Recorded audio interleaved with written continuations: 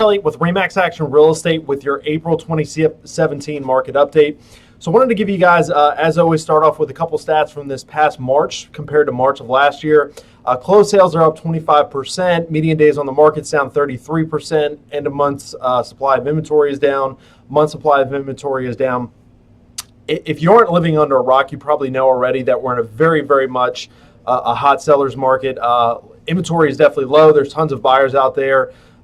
Financing is great right now, so properties are just getting gobbled up. So what does this mean to you if you're in the market right now, either buying a home or selling a home? If you're selling a home, some of the things that I'm going over with my clients now is to really look closely at the financing and kind of scratch below the surface on some of these offers.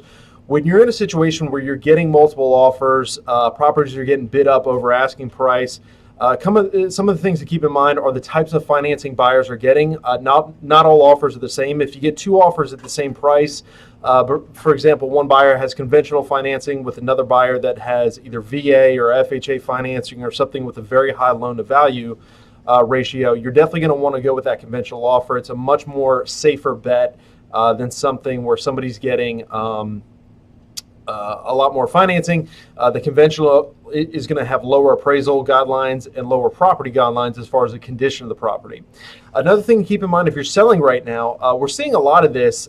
Anytime you get in a really hot market, a lot of times sellers are able to get away with some of the bad habits of maybe not staging a property properly or not pricing it properly, or negotiating repairs or whatnot a little bit harder than maybe they should.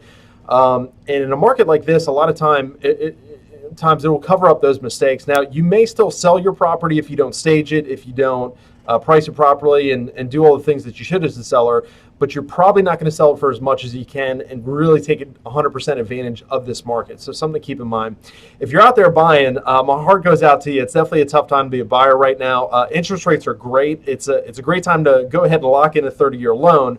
But finding a property can definitely be a challenge in getting that property under contract. So as always, if you're a buyer in this market, you really got to be aggressive.